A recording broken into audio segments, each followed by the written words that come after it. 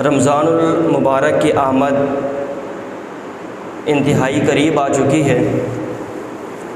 وہ افراد بڑے خوش نصیب ہیں جن کو زندگی میں ایک بار پھر رمضان مبارک کے مقدس اور مبارک مہینے میں اللہ رب العزت کے فضل، کرم اور اللہ رب العزت کی رحمتیں نصیب ہونے والی ہیں۔ ہر وقت ہی اللہ رب العزت کی رحمت متوجہ ہے، ہر مہینے میں ہی اللہ رب العزت کی رحمت متوجہ ہے، لیکن رمضان مبارک کا جو مہینہ ہے اس کے اندر بطور خاص نبی علیہ السلام نے بار بار اس حوالے سے ارشاد فرمایا ہے، جس کا ہم ذکر کرنے والے ہیں۔ اس مہینے کے اندر بطور خاص اللہ رب العزت کی رحمت اپنے بندوں کی طرف متوجہ ہوتی ہے۔ اللہ رب العزت قرآن مجید میں ارشاد فرماتا ہے، یا ایھا الذین آمنوا کتب علیکم الصیام کما کتب علی الذین من قبلکم لعلکم تتقون۔ اچھا، کچھ چیزیں ایسی ہیں، کچھ عبادات ایسی ہیں ہمارے دین اسلام کے اندر، کچھ معاملات ایسے ہیں جو صرف اس امت کے لیے ہی ہیں، اور کچھ چیزیں ایسی ہیں، کچھ معاملات، کچھ احکامات، کچھ عبادات ایسی ہیں جو اس امت کے اندر بھی موجود ہیں، اور ان عبادات کا تصور یا وہ عبادات کسی نہ کسی صورت میں اس امت سے پہلی امتوں میں بھی موجود رہی ہیں۔ روزہ یہ ایک ایسی عبادت ہے رمضان مبارک کے مہینے میں کہ جو صرف اس امت کے ساتھ خاص نہیں ہے، پہلی امتوں کے اندر بھی روزے کا تصور رہا ہے۔ حضرت داؤد علیہ السلام بھی روزہ رکھا کرتے تھے، سیدنا آدم علیہ نبینا علیہ السلام روزے رکھا کرتے تھے، عیسیٰ علیہ السلام کی شریعت میں بھی عاشوراء کا روزہ موجود تھا، سلیمان علیہ السلام بھی روزے رکھا کرتے تھے۔ مقصد سمجھانے کا یہ ہے کہ روزہ ایک ایسی عبادت ہے جو اس امت میں بھی موجود ہے اور اس امت سے پہلی امتوں میں بھی کسی نہ کسی صورت میں موجود رہی ہے۔ اس لیے اللہ رب العزت ارشاد فرماتا ہے، یا ایھا الذین آمنوا، اے ایمان والو، کتب علیکم الصیام، تمہارے اوپر روزے فرض کر دیے گئے، کما کتب علی الذین من قبلکم، اسی طرح فرض کیے گئے جس طرح تم سے پہلے لوگوں پر روزے فرض کیے گئے۔ اب دین اسلام کے اندر ہمارے اوپر جو روزے فرض ہیں وہ ایک مہینے کے ہیں۔ پہلی امتوں کے اندر مجھے کوئی ایسی روایت نہیں ملی کہ ان کے اوپر بھی ایک مہینے پورے کے روزے فرض ہوں۔ کسی کے اندر 3 دن، کسی امت کے اندر، کسی امت کے اوپر 2 دن، اسی طرح مختلف معاملات ہیں۔ حضرت داؤد علیہ السلام ایک دن روزہ رکھتے تھے تو ایک دن چھوڑ دیتے تھے۔ تو بہرحال مختلف امتوں کے اندر مختلف انداز میں یہ روزے رائٹ پذیر رہے ہیں۔ ہمارے اوپر دین اسلام کا حکم یہ ہے کہ ہمارے اوپر رمضان مبارک کا مہینہ، اس کے اندر ہمارے اوپر روزے رکھنا یہ فرض ہے۔ روزہ رکھنا یہ کیوں فرض ہے، کس مقصد کے لیے؟ مقصد بھی تو ہمارے ہی ہیں، اللہ رب العزت کا تو کوئی مقصد نہیں ہے کہ اس نے عبادت اس لیے فرض کی ہے کہ اللہ کا یہ مقصد ہے، ایسا نہیں ہے۔ ہم کوئی عبادت کرتے ہیں اس سے ہمیں فائدہ حاصل ہوتا ہے، ہم کوئی عبادت کرتے ہیں ہمارے چہرے نورانی ہوتے ہیں، کوئی عبادت کرتے ہیں ہماری دنیا سنور جاتی ہے، ہم کوئی عبادت کرتے ہیں ہم قبر کے اندر کامیاب ہو جائیں گے، ہم کوئی عبادت کرتے ہیں کل حشر والا دن ہمارے اوپر آسان ہو جائے گا، کل کو پل صراط سے گزرنا ہمارے لیے آسان ہو جائے گا۔ یہ جتنی بھی چیزیں ہیں، یہ جتنے بھی مقاصد ہیں، یہ سارے کے سارے انسان کے لیے ہی ہیں۔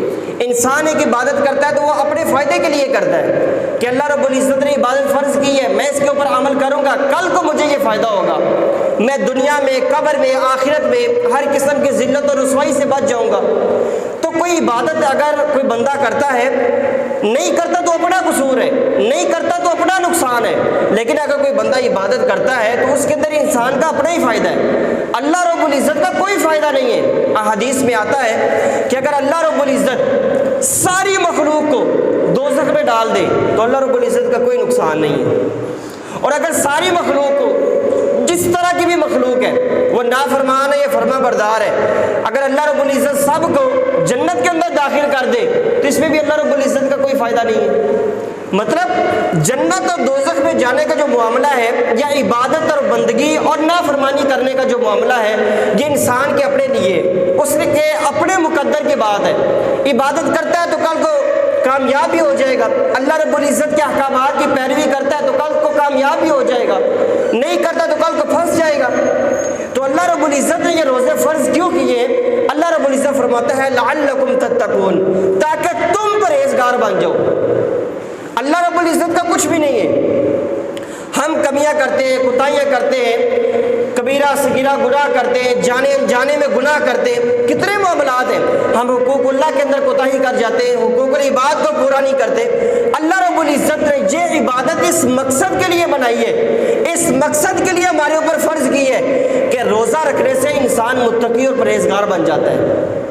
اب آج ہم دیکھتے ہیں ایک بندہ کہتا ہے کہ یار جھوٹ بولتے ہوئے میرا ضمیر مجھے ملامت نہیں کرتا، سود کھاتے ہوئے، رشوت لیتے ہوئے میرا ضمیر ملامت نہیں کرتا۔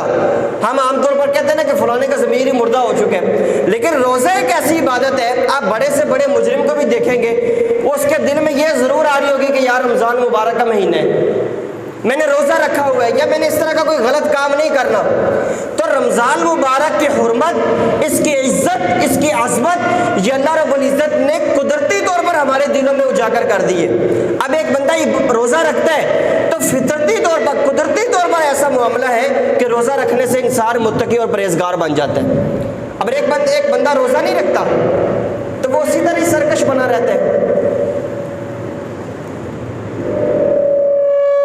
ایک بندہ روزہ نہیں رکھتا تو وہ اسی طرح متقی اور پرہیزگار نہیں بنتا، سرکش بنا رہتا ہے، اللہ رب العزت کا نافرمان بنا رہتا ہے۔ جبکہ ایک انسان کو اللہ رب العزت نے روزوں جیسی مقدس عبادت جو عطا فرمائی ہے، یہ اس وجہ سے عطا فرمائی ہے کہ انسان روزہ رکھنے کے بعد متقی اور پرہیزگار بن جائے۔ رمضان مبارک کا مہینہ آ رہا ہے، نبی کائنات صلی اللہ علیہ وسلم نے ارشاد فرمایا کہ جب رمضان مبارک کا مہینہ آتا ہے اللہ رب العزت آسمان کے تمام دروازوں کو کھول دیتا ہے۔ اب یہ ایک روایت ہے، اسی طرح کی ایک روایت میں نبی علیہ السلام نے ارشاد فرمایا جب رمضان مبارک کا مہینہ آتا ہے، جہاں ایک طرف اللہ رب العزت جنت کے تمام دروازوں کو کھول دیتا ہے، وہیں دوسری طرف اللہ رب العزت دوزخ کے تمام دروازوں کو بند فرما دیتا ہے۔ یہ کس وجہ سے ہے؟ یہ اس لیے ہے کہ اس مہینے میں اللہ رب العزت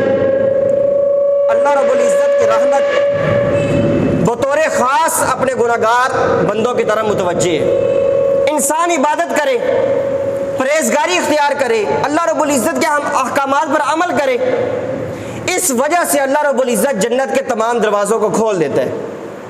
اب اس مہینے میں اللہ رب العزت کا غضب، اللہ رب العزت کا غصہ یہ امت کے اوپر نہیں ہوتا، اس وجہ سے اللہ رب العزت عذاب کے تمام دروازوں کو بند فرما دیتے ہیں۔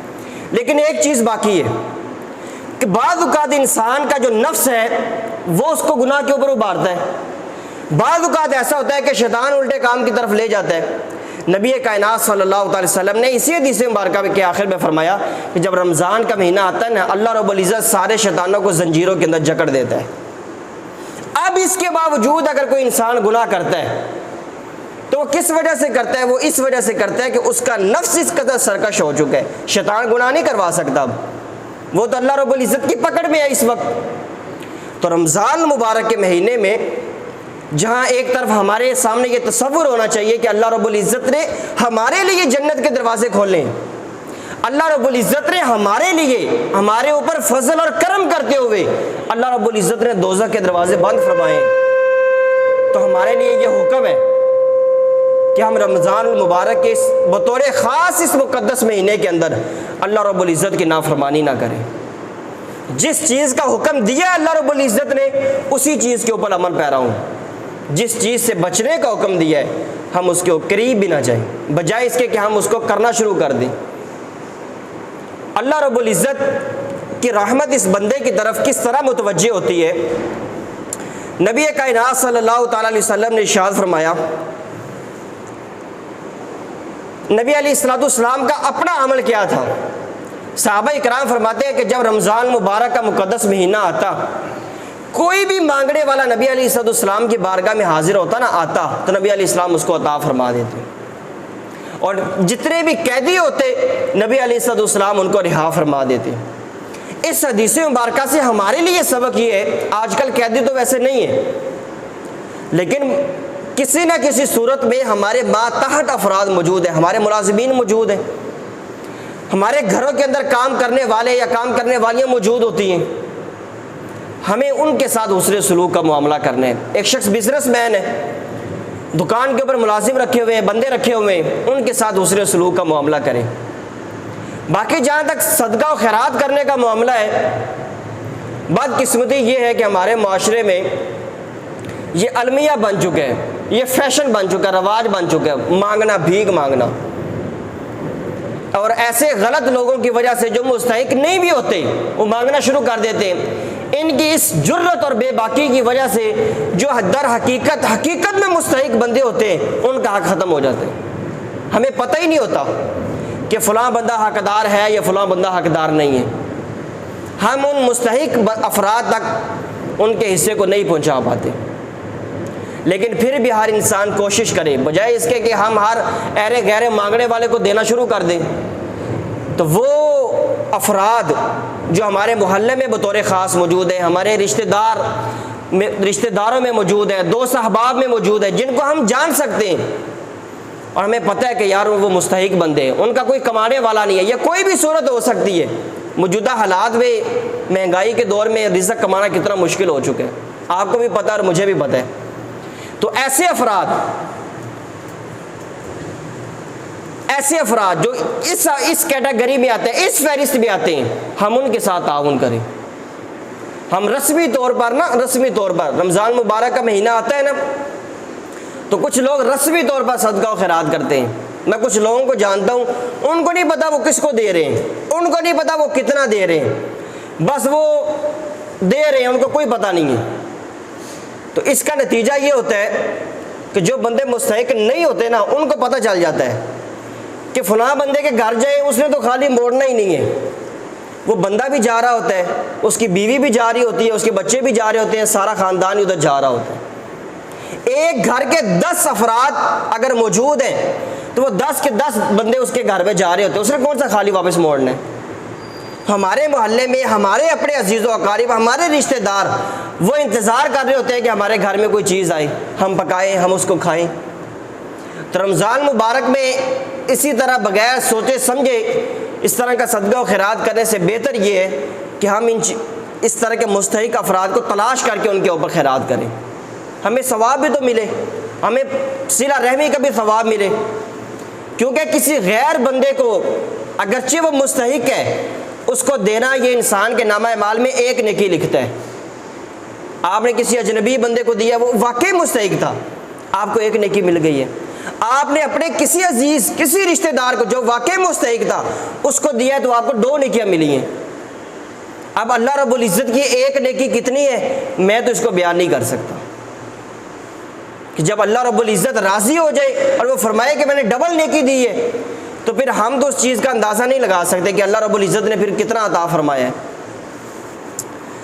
نبی علیہ الصلوۃ والسلام نے ارشاد فرمایا کہ رمضان مبارک کی جو آخری رات ہوتی ہے نا، اس کی پہلی رات بھی ہے، میں آپ کو سناتا ہوں، پہلے یہ پہلی رات کے بارے میں سن لیں۔ نبی علیہ الصلوۃ والسلام نے ارشاد فرمایا کہ جب رمضان مبارک کی پہلی رات آتی ہے نا، ابتدا ہو رہی ہوتی ہے، اب ابتدا بھی سنیے گا اور انتہا بھی سنیے گا کہ اللہ رب العزت کی رحمت کتنی زیادہ ہمارے اوپر متوجہ ہوتی ہے۔ ہم پھر بھی اگر کوتاہی کر جائے، غفلت کر جائے، روزے نہیں رکھے جاتے، تراویح نہیں پڑھی جاتی، قرآن نہیں پڑھا جاتا، بیماریاں بڑی ہیں، کچھ بیماریاں ہوتی ہیں، کچھ انسان سوچ کے بنا لیتا ہے کہ اگر روزہ رکھ لے تو فلانی بیماری ہو نہ جائے، ہوتی نہیں ہے، ہو نہ جائے تو جو روزہ چھوڑ دیتے ہیں۔ دین اسلام اس طرح کے ہیلے بہانے کرنے کی اجازت نہیں دیتا۔ حدیث مبارکہ سن لیں، نبی علیہ السلام نے فرمایا کہ جب رمضان مبارک کا پہلا دن آتا ہے نا، تو جنت کے پتوں سے عرش کے نیچے ایک ہوا چلتی ہے، عرش الہی کے نیچے۔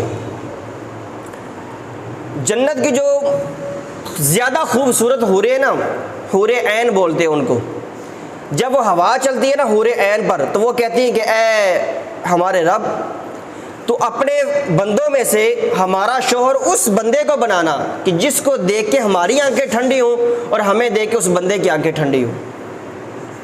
اب یہ اللہ رب العزت کی وہ پاکیزہ اور مقدس مخلوق ہے جس کے اندر گناہ کا تصور ہی موجود نہیں ہے۔ حوروں کے اندر، جنت کے اندر گناہ کا نظریہ، کنسیپٹ ہی موجود نہیں ہے کہ وہاں پہ گناہ ہو سکتا ہے۔ یہ اللہ رب العزت کی پاکیزہ اور مقدس مخلوق اس طرح کی اللہ رب العزت کی بارگاہ میں دعا کرتی ہے.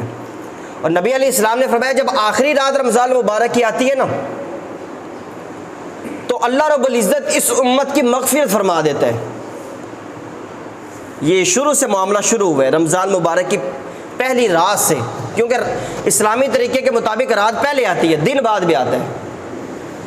تو نبی علیہ السلام نے ارشاد فرمایا کہ اللہ رب العزت رمضان مبارک کی آخری رات میں اس امت کی مغفرت فرماتے ہیں. نبی علیہ السلام سے صحابہ کرام نے پوچھا یا رسول اللہ کیا وہ آخری رات شب قدر کی رات ہوتی ہے جس کے بارے میں قرآن میں فرمایا گیا کہ وہ 1000 مہینوں سے زیادہ شان والی ہے، کیا یہ وہ آخری رات وہ تو نہیں ہے؟ نبی علیہ السلام نے فرمایا نہیں، یعنی شب قدر کو تو قیاس ہی نہ کریں، اس کے اندر اللہ رب العزت کی کتنی رحمت ہوتی ہے اس کو تو آپ سوچے ہی نہ نا. نبی علیہ السلام نے فرمایا یہ آخری رات شب قدر کی نہیں ہے، لیکن میرے صحابہ جب کوئی مزدوری کر لیتا ہے نا، جب اپنا کام پورا کر لیتا ہے تو اس مزدور کو اس کی مزدوری کا معاوضہ دیا جاتا ہے. ہم دنیا میں بھی دیکھتے ہیں ایک مزدور سارا دن دیہڑی کرتا ہے، کام کرتا ہے، شام ہوتی ہے تو اس کو اس کی مزدوری دے دی جاتی ہے. تو نبی علیہ السلام نے فرمایا جس بندے نے، یعنی اس کا اشارہ یہ ہے کہ سارا سال مزدوری کی، سارا مہینہ مزدوری کی ہے، روزے رکھے، اللہ رب العزت کی بارگاہ میں کھڑا ہوا ہے، قیام کیا اس بندے نے، تلاوت قرآن مجید کی ہوئی ہے اس بندے نے، جس کام کا انسان کو اس کے مالک نے حکم دیا ہے انسان وہ پورا مہینہ وہ کام کرتا رہے. نبی علیہ السلام نے فرمایا سارا مہینہ تو مزدوری کی ہے، اب اس مزدوری کا معاوضہ یہ ہے کہ اللہ رب العزت اس امت کی مغفرت فرما دیتا ہے. اب اس کے باوجود بھی کوئی بندہ اپنی اللہ رب العزت کی بارگاہ میں مغفرت نہ کروا سکے تو اس کے بارے میں پھر کیا کہا جا سکتا ہے؟ انسان خود بدقسمت ہے، پھر انسان خود اس قدر نافرمان ہے کہ اللہ رب العزت کے بارے میں، رحمت کے بارے میں تو نبی علیہ السلام یہ فرما رہے ہیں آخری رات ہوتی ہے اللہ امت کو بخش دیتا ہے، پھر بھی کوئی بندہ اپنے گناہوں کی بخشش نہ کروا سکے اس کے بارے میں تو پھر افسوس ہی کیا جا سکتا ہے. روزہ دار جس بندے نے روزہ رکھا ہوا ہے نا، اگر کوئی بندہ صاحب استطاعت ہے، ممکن ہو تو اس کی افطاری کروا دیں، اس کی بڑی فضیلت ہے. اگر جمعۃ المبارک کے اندر تفصیلی گفتگو کر لیں گے، ابھی کچھ چیزیں رہتی ہیں. نبی اکرم صلی اللہ تعالی وسلم نے ارشاد فرمایا جو بندہ ایمان کی وجہ سے اور ثواب کی نیت سے رمضان مبارک کا روزہ رکھتا ہے تو اللہ رب العزت اس کے گزشتہ گناہوں کو معاف فرما دیتا ہے. ہم کتنے گناہ کرتے ہیں، کوئی بندہ بھی یہ نہیں کہہ سکتا، ہم امتیوں کے اندر کوئی بندہ بھی یہ نہیں کہہ سکتا کہ میں نے ساری زندگی کوئی اللہ رب العزت کی نافرمانی کی نہیں ہے، میں تو بڑا نیک صالح اور فلانا فلانا، کوئی بندہ بھی یہ دعویٰ نہیں کر سکتا. ہر انسان جو امتی ہے وہ گناہ گار ہے. تو نبی علیہ السلام نے فرمایا اس کے اگلے گناہ جو ہے نا وہ اللہ رب العزت معاف فرما دیتے ہیں. اور نبی علیہ السلام نے فرمایا جو بندہ ایمان کی وجہ سے اور ثواب کی نیت سے رمضان مبارک کی راتوں کے اندر قیام کرتا ہے، رمضان مبارک کے اندر جو قیام ہے یہ ویسے نفلی ہے لیکن جو تراویح ہے یہ سنت ہے. بعض افراد جو ہے نا وہ تراویح کے اندر بھی ہیلے بہانے کر رہے ہوتے ہیں، کسی سے پڑھی نہیں جا رہی ہوتی، کوئی بندہ ویسے ہی تھک گیا ہوتا ہے، کوئی بندے کو ویسے ہی سستی آ رہی ہوتی ہے. عام طور پر جو بندہ 5 وقت کا پکا نمازی ہے نا اس کو تراویح کے اندر مسئلہ نہیں ہوتا.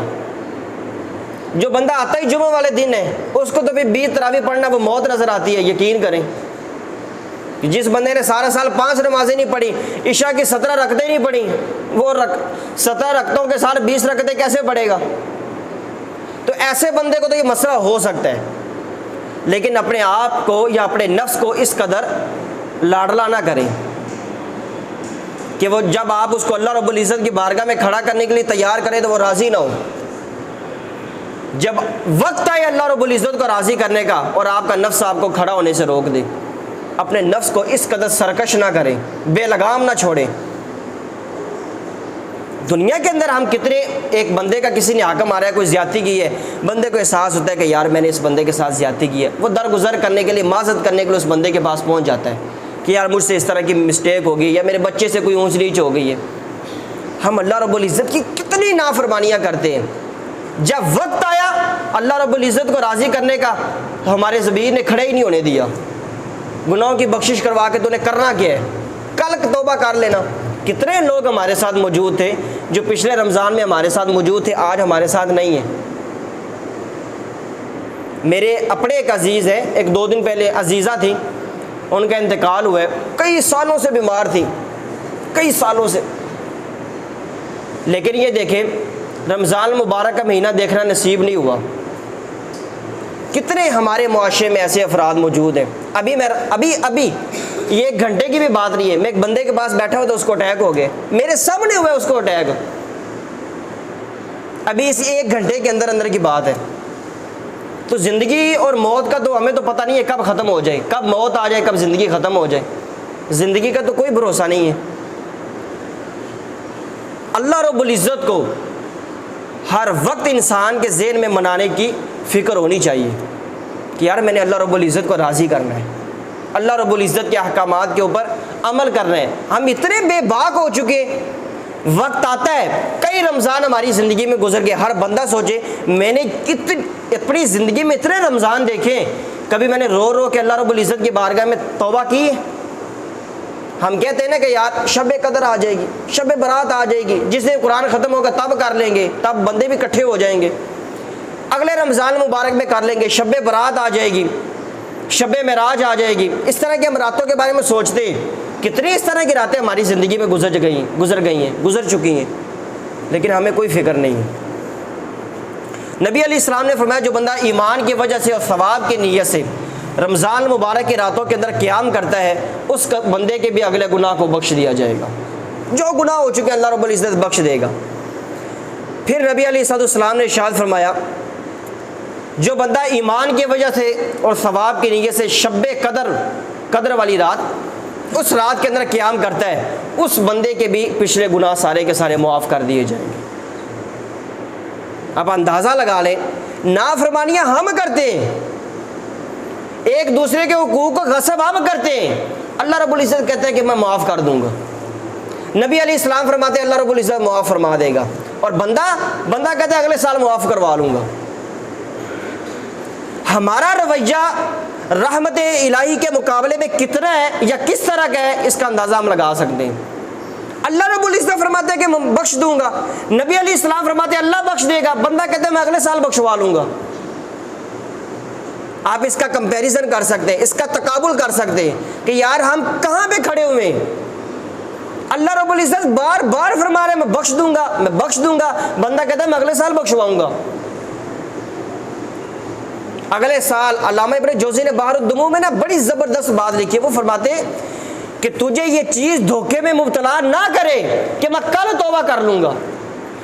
علامہ ابن جوزی فرماتے ہیں کتنے افراد اس دنیا میں موجود تھے جو کہتے تھے کہ میں کل توبہ کروں گا یا صبح توبہ کروں گا، پھر صبح نے ان کو توبہ کرنے کے لیے مہلت نہیں دی، صبح آئی نہیں زندگی میں، اس سے پہلی زندگی پوری ہو گئی۔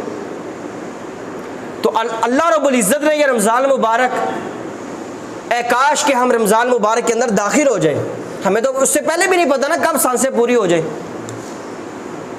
اب جس بندے کی میں بھی بات کر رہا تھا نا کہ 1 گھنٹے کے بعد، میں اس سے بات چیت کر رہا ہوں، میں گپ شپ لگا رہا ہوں، میں نے کہا اچھا حضرت میں نا ذرا جمعے کی تیاری کر لوں، میں ذرا بیان کو ایک دفعہ دوبارہ دیکھ لوں، ٹھیک ہے لو جی میں بیان کی تیاری کر رہا ہوں، وہ کرسی پہ بیٹھے ہوئے تھے نیچے گر گئے، کہانی ختم ہو گئی۔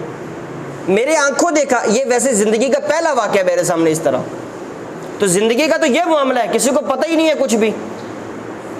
اللہ رب العزت نے رمضان مبارک کا مہینہ عطا فرمایا ہے نا، اس کی قدر کریں، اس کے روزے فرض فرمائے ہیں تو ان کے فرض روزوں کو ہم ادا کرنے کی کوشش کریں، بجائے اس کے کہ ہم ہیلے بہانے کریں، ڈرامے بازیاں کریں، فلانی بیماری ہے فلانی ہے، ہو سکتا ہے نہ رکھا جائے، نہیں، جس بندے کو واقعی عذر ہے نا اس کے لیے تو چلو شریعت نے اجازت دی ہے، جس بندے کا کوئی عذر نہیں ہے وہ اس طرح کا معاملہ نہ کرے۔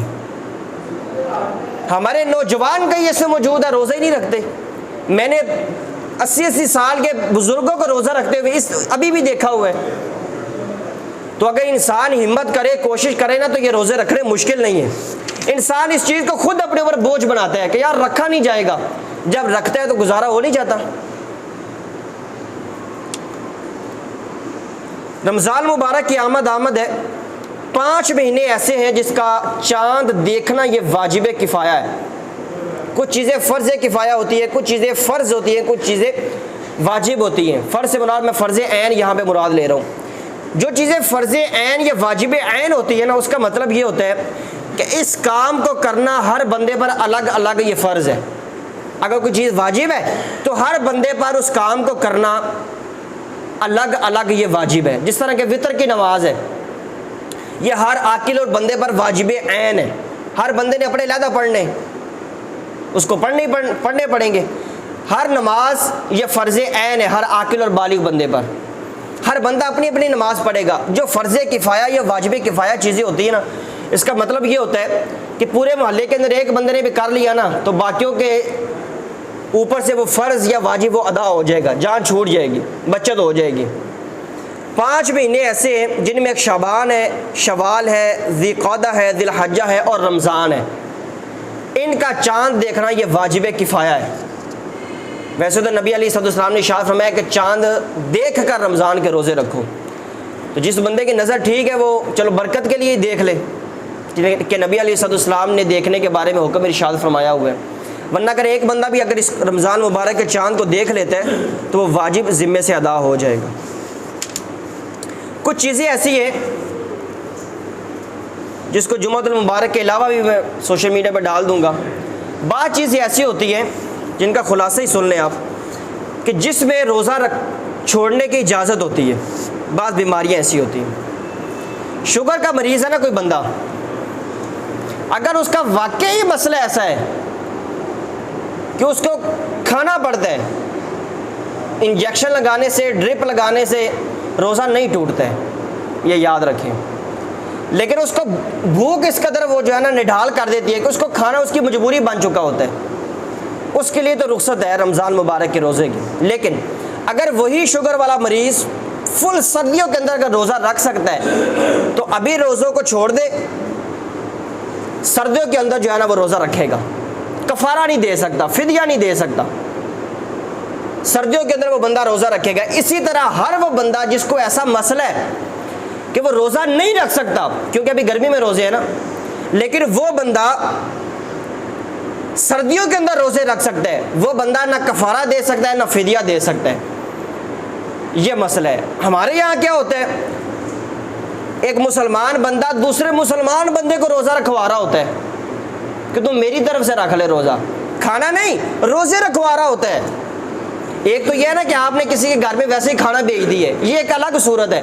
وہ اپنے روزے کسی اور مسلمان بندے سے رکھوا رہا ہوتا ہے، وہ آپ کے رکھے گا یا اپنے رکھے گا؟ ایسا تو نہیں ہو سکتا کہ ایک بندہ روزہ رکھے، وہ اپنی بھی نیت کر لے اور آپ کی بھی نیت کر لے۔ یہ تو فرض عین ہے روزہ کہ ہر بندے نے اپنا الگ سے روزہ رکھنا ہے۔ تو یہ غلط فہمی ہے جو ہمارے معاشرے میں موجود ہے۔